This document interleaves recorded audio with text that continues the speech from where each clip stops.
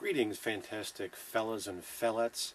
It is I, your humble host Steve, here with a few thoughts on comics from this week. And we're going to do something a little different.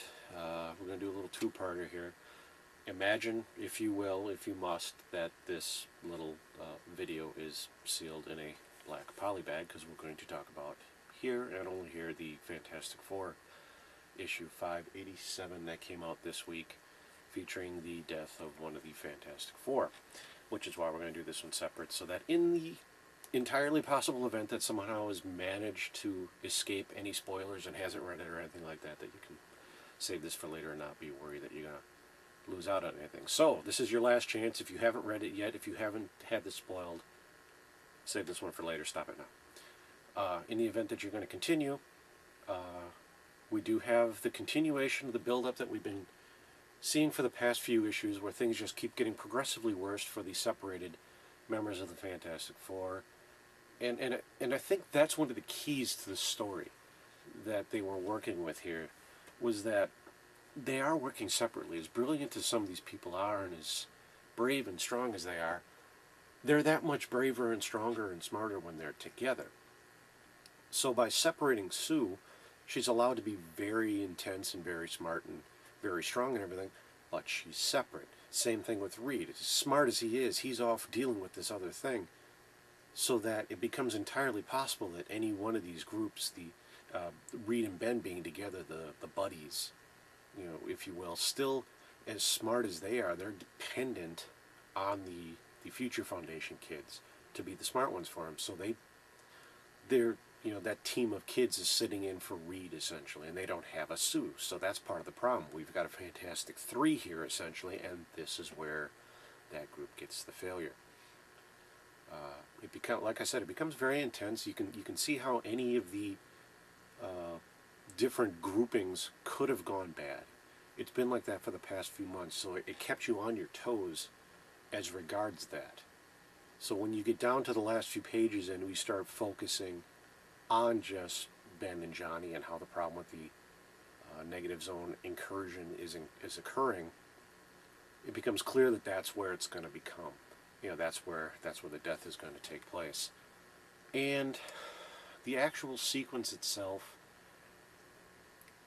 it was a classic moment in that way, so much that from a storytelling perspective, it's the sort of thing you'd seen before. You've got the two guys and the buddies, and the one guy makes the decision and the other guy helps make a decision for him, sort of situation where, oh, okay, well, I got this and everything, and boom, he hits him over the head. No, you don't. You've got all this to live for, and it's my turn, or whatever you want to express it as. And you get the brief, almost Star Trek 3 to end of 2, sorry, Star Trek 2 moment, where Spock's in getting irradiated, and they do the hand thing through the shield, and Kirk looks all sad. We get that with Ben as Kirk and Johnny as Spock, knowing that this is going to be this is not a moment where he's going to get out of it, and that's kind of the final dirty twist that they put into this, because for the last week, Ben's been human. He hasn't had his powers as the Thing because of the formula that the kids knocked up for him so that he could spend some time as human. Which is just going to drive Ben into never wanting to be human again, because now that he is, this is what causes this problem. He's human. He's like, oh, it'll be fine. They throw him in there, and as he's going, John, he's doing his last little goodbyes and kind of screaming, let me back in there, let me up.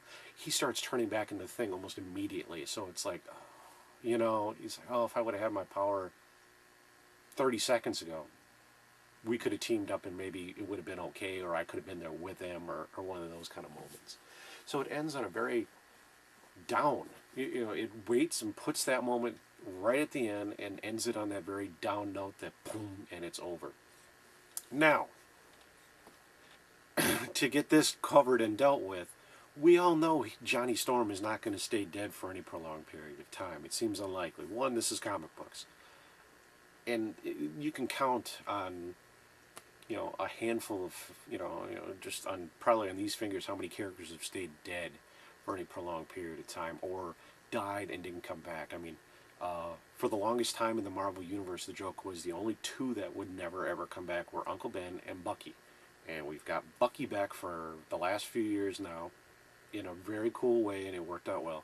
And we've even seen Uncle Ben from alternate dimensions and crossing over and all this. So really, that's been erased. So it's just a matter of time before Johnny comes back. One of the points one of the fellas at the local comic book store pointed out was the next issue of the Fantastic Four is the last one. It's 588. That's a year away from being, issue 600. With all the celebratory books they've been doing, we just talked about Invincible Iron Man 500 last week.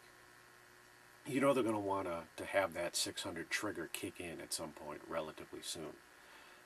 So that's just a matter of time. There'll be a movie soon, so I have no... It's as good, as enjoyable as this is. There's that, the whole time that they were building up to this, Johnny Storm is not going to stay dead. Whoever it was, and I think I said this before, whoever it was is not going to stay dead permanently. They're not going to go, all right, that character's done, and be done with it. I do think that there is a plan in place, and at this point I'm not quite sure what it is. The hints I think that we have so far is that even though we've seen Johnny die, I use that in quotes because it's just a very big splash panel. He's motionless. He looks like he's still on fire at this point when we see him. So he may not even be completely dead. He just looks dead at this point.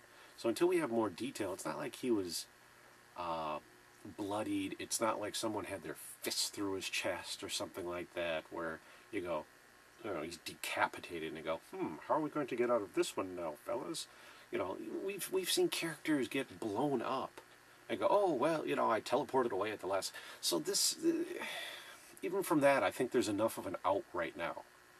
Unless we get more data, as geeks or whatever you want to call it, to say, oh, okay, this is what killed him. At this point, I could even argue he's not really even dead. Seriously, it's a very poignant moment, a very well, it builds up nicely and all that sort of thing. But you could have Johnny Storm back in a week at this point if you really wanted to. Now, it does look like the the F3 book that they solicited, or the FF, I think it was, was that March? If the last page in here is to be believed, it's the final stand of Johnny Storm. So it could be that that's going to expand the sequence where he's fighting, and maybe then we'll get a little more detail at that point. Or for all we know, that's when Reed's going to clone him or something like that. But this is me being cynical, I suppose, about death in comics. Ooh, imagine that. Walking into the comic book store on Wednesday, the entertaining part of it, the manager had set up 4 issues from the last 15 years or so. All of them were labeled on the sticky note on the bag.